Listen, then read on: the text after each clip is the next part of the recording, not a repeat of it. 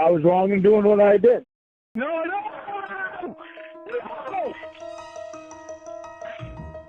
Are you listening? No, I'm 87. Sean here, and you may be wondering why Ernest T. Bass, real name Ernest Timmons, is on your screen. It's because looking at Lorne pisses me off. Now, it may have happened already, I don't know. I haven't been keeping up with things, but Lorne has agreed to be on Chris Hansen's podcast. Now, number one, he probably thinks it's the biggest name on NBC, talking to the second biggest name on NBC. I think in Lorne's head, NBC is still Chris Hansen and To Catch a Predator. They have never moved on. It is frozen at that point in time, and he will always be the biggest name on NBC. He'll probably tell Chris before the interview or during the interview, you know, this ain't just like a regular interview, Chris. I mean, this is big. You know, we got to be kind of careful what we're talking about here, you know, because we're both big names, and I hope Chris just, like, pauses the interview and says, Lorne, what the fuck are you talking about? But anyway, when you interview somebody, and I've interviewed celebrities, you probably, if you Google me, some of you probably have, you see, like, biggest idiot, and my name came up. I've interviewed some big names. I've been interviewed. And I know that the more powerful somebody is, you can only ask specific questions. They have topics that you can ask questions about, so you have to be creative. And if you get too far off course, trust me, they will reel you back in. Because you want to get an interview out of them. You don't want to just ask the softball questions. And in Lorne's head, any kind of question about anything he's really done is going to be off limits. It's going to be you're trying to be incendiary. How dare you ask me about all of the factual information and the evidence that you have? How dare you, sir? Hello, precious. But it's Lorne. He probably thinks he holds the upper fucking hand. And he really does believe he's the biggest name on NBC. And that Chris Hansen's the second biggest name. And that this interview is going to bring in millions of dollars for Chris Hansen. And he's going to want to cut. He's probably going to be talking about money. Like, if this really happened, he's probably going to be talking about money right off the bat. I think somebody in our community probably facilitated this. Or if there is an active catfish, maybe they pointed him in that direction. But I hope to God, and I know it's going to piss some people off, but I hope to God Chris says, Lorne, you have been catfished more than anybody else I know. And it's not healthy. And you're depriving yourself of quality of life of some kind, a real relationship where you connect with someone. Well, I connect with these women, you know. I mean, they're real women. Anyway, moving on. I don't want to get too far into it because I'll go off on the whole haunted house and Lorne will say they're real. I don't even remember what I've said. It just pisses me off. Well, they may be in masks, but they're real, you know. I can actually see that that's a person. Yes, Lorne, but it's not really Freddy Krueger. Well, but it's a person. Whatever. And Chris could tell Lorne, dude, they're not real. You let it go, man. You need to just stop messing with these fake people. It's not good for you. It's not. You have no idea what the real world is like, and you don't want to go get a job because stepping outside of your bubble is scary for you. Getting a real job and having to be a part of society is scary for you. It's, you open up your mouth and the truth comes out, and it burns you, and he doesn't want to face it. Because if he has to talk to real people, he has to face it. There are real consequences for his actions, as I've said before, but not in the catfish world. Because it's the protected little bubble that he lives in, where he can do whatever the hell he wants and say what he wants. Why he would agree to do this, I have no idea. And like I said, I think I said this right when I started, that once the catfish ended, Lorne would try to go on streams and interviews. And I think that's what this is. I'll finally go on Chris Hansen. I've got all this to tell him. Chris is going to want to ask him about the sting, because that's all that Chris cares about. I want to talk to you about how you're doing since you tried to bang a 13-year-old, Lorne.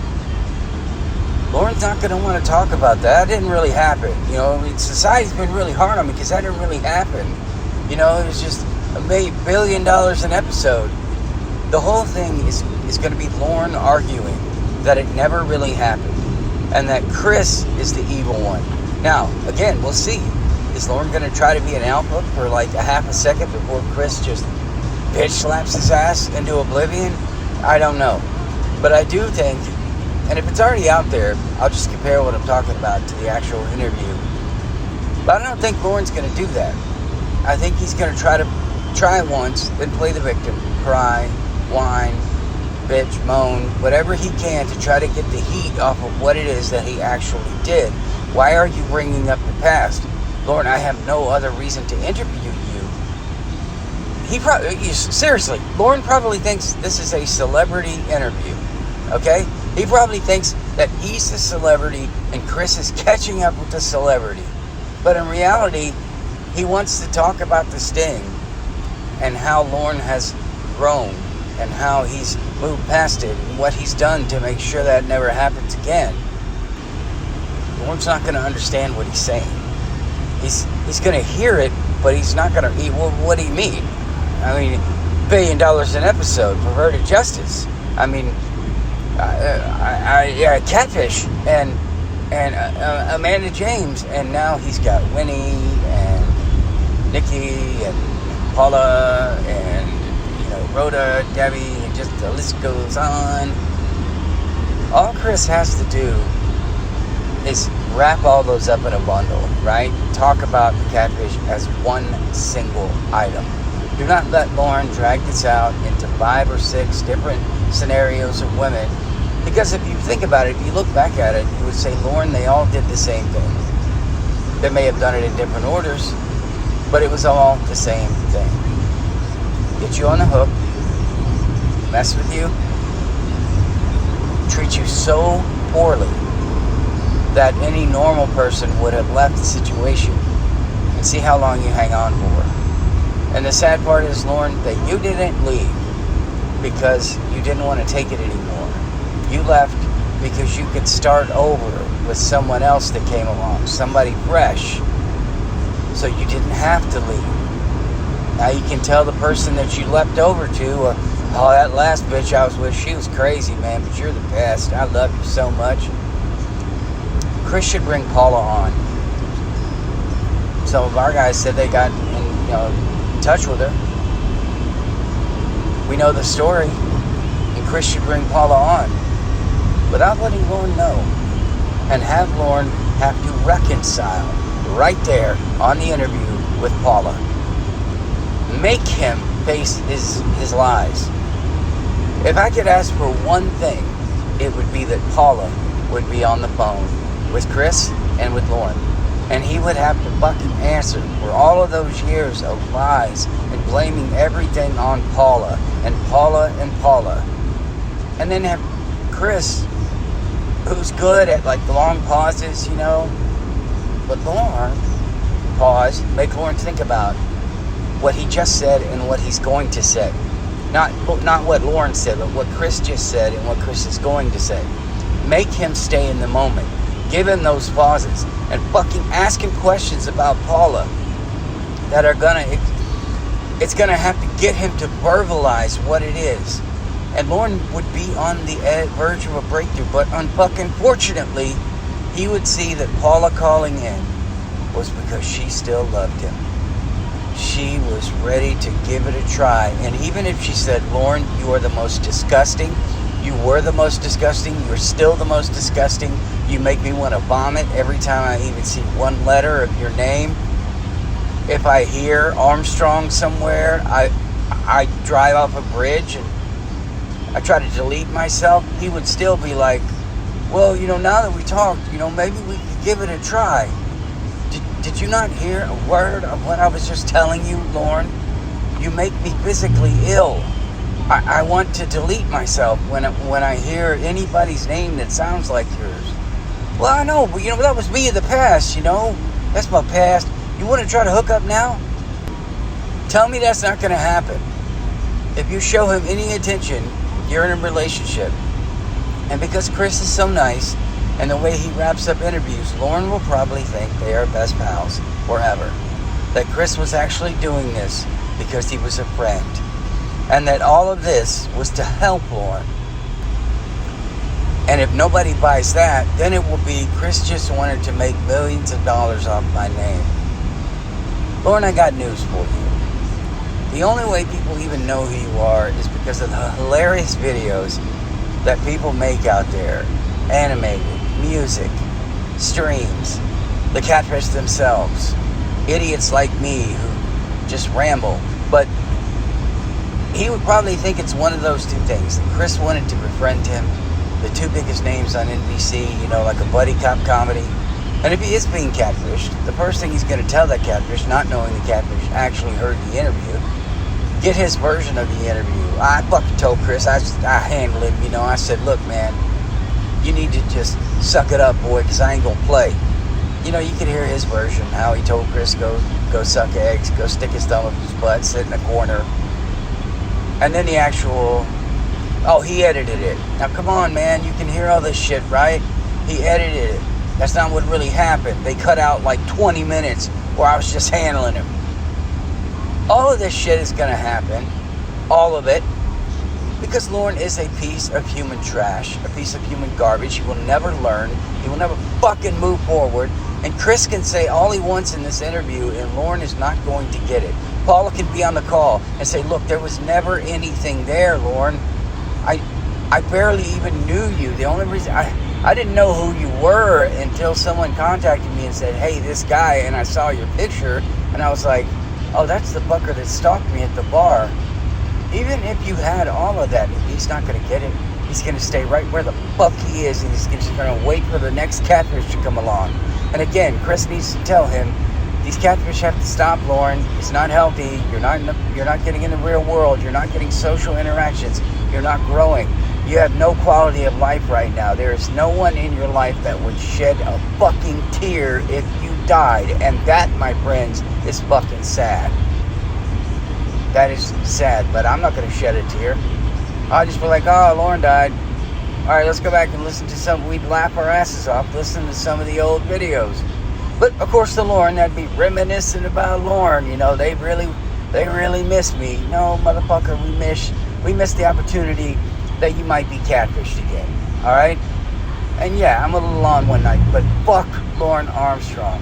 And the fact that he has any attention paid to him at all by somebody like Chris Hansen, it should be a gift to him. He should see this as a redemption spot. This is his chance. If a woman went out and found all of this shit that's out there that he did to these catfish women, and then here's this redemptive interview with Chris Hansen about how he's just regretful of what he's done. He's just ready to move on and be a better man. And if Chris hadn't caught him, and he'll probably say that once. Well, if you hadn't caught me, are you saying you meant to do it? No, that's not what I meant.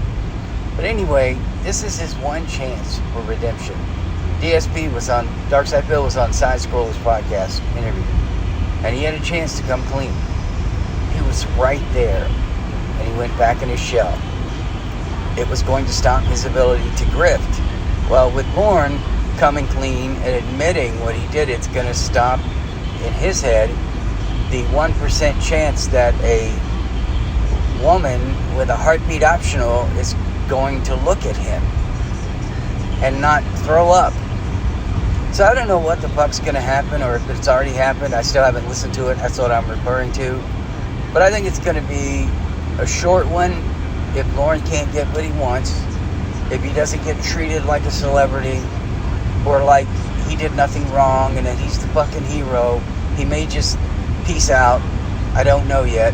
But when you got a Chris Hansen who's pretty good at talking to people, if he can just pause and keep Lorne in the moment, get him talking, take it very slow, because Lorne is going to shut down the second you mention anything about he's done. The wall comes up. So I hope Chris plays it smart. I hope he's able to get Lorne to talk, and I hope Lorne doesn't just bottle up, or like Baron Wolf's Fur, who absolutely went crazy and started going crazy about how his life was, it's all Chris's fault, his life was terrible, he didn't take any responsibility for what he did. And I think that's what they're going to get with Lorne, unless he feels like he's getting some sympathy. He senses that maybe Chris is like, yeah, I can see, Lorne, I can see how that'd be hard for you, buddy. And then, oh, I'm in. oh yeah, and then they fucking didn't do that, and then they kicked me in the balls.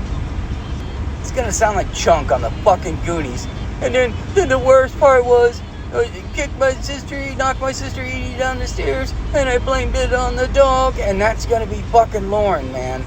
He's gonna want to go back to his dad leaving. He's gonna want to go back to his mom and Tony Winnie and Paula and Nikki and Amanda James, and he's not gonna talk about what Chris wants to ask him about. Fuck Lorne Armstrong. This is his last fucking chance to do anything meaningful. He will never have that opportunity again to talk to Chris Hansen, somebody who's well known, despite the check bouncing and whatever else, respected in the journalist community. Legions of fans, old and new. I'm not saying he's like massive A-list celebrity, but people know who the fuck he is, and they know when he walks in a room, you're either getting, punked or you're going to jail. So Lorne better make the most of this opportunity, but I don't think he's going to, because he's a frickin' moron. Anyways, if it's already out there, great. If not, well, we got that coming. But I'll probably go look for it after I post this video. But I love you guys. I'll see you in the next one.